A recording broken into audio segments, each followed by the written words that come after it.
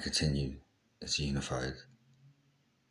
It's structuralist in a way, because a sentence goes from left to right.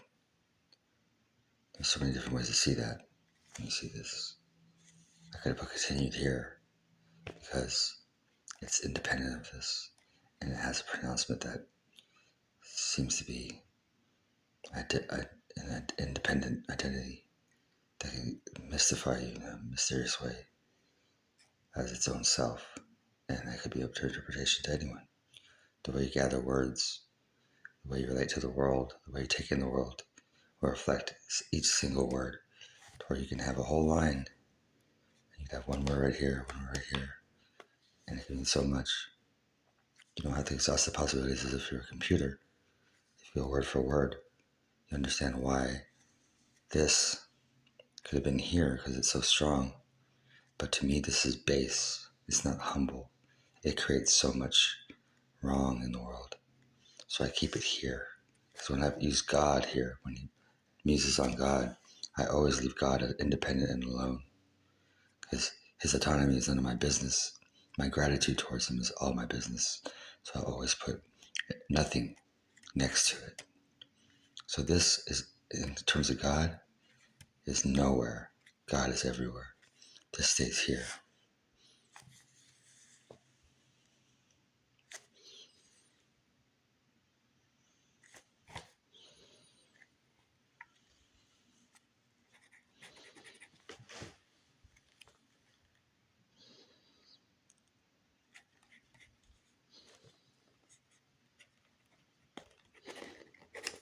When I consider when is everywhere and place too, time and place.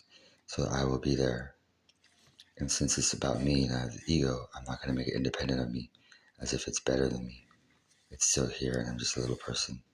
So it goes along with this. And always goes after here. Because and means with to me. For means help to me. Of means derivative. Small words. When you pick small words, think about all these words and try to relate small words and see how many words you can come up with that those small words actually mean to you as well in terms of connectors. We'll go through this more as I go along these lines. And is always at the end for me. I always separate it is always like here, unless it has to do with there's a technicality.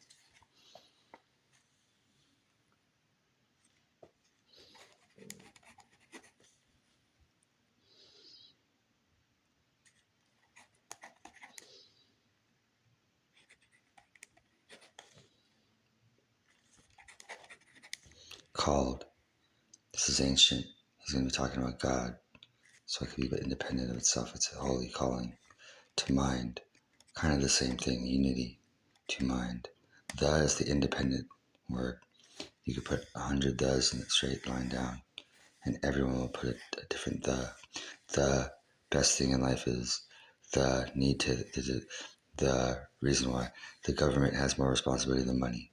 All kinds of different things you can say with that, so it independentifies every single person. So I'll leave it alone as a universal.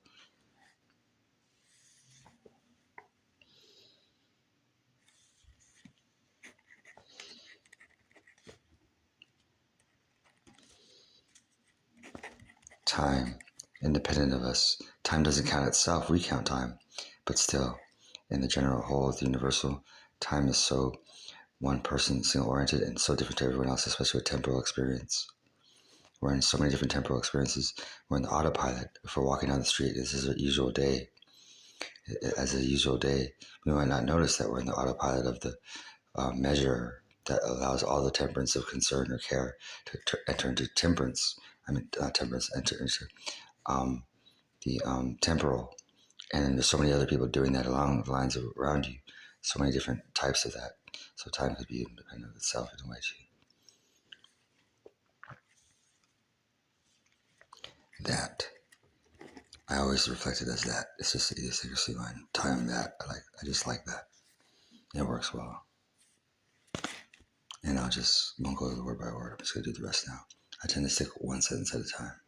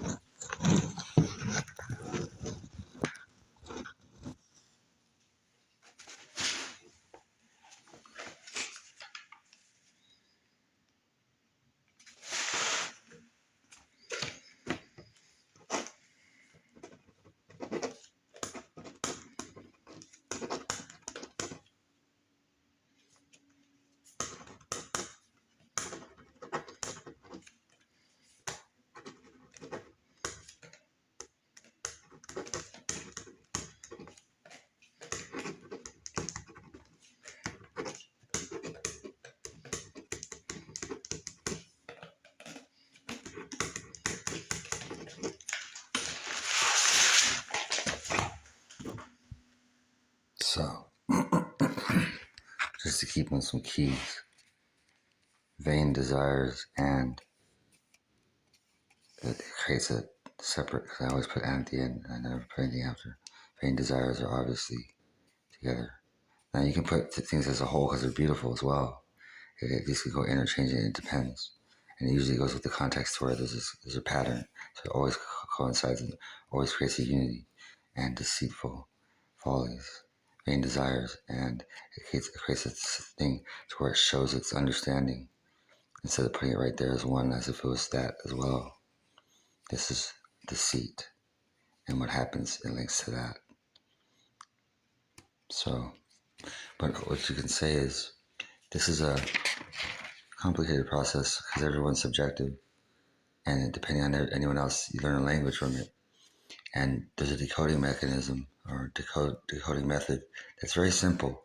But the Rubik's Cube nature of this creates the potential code.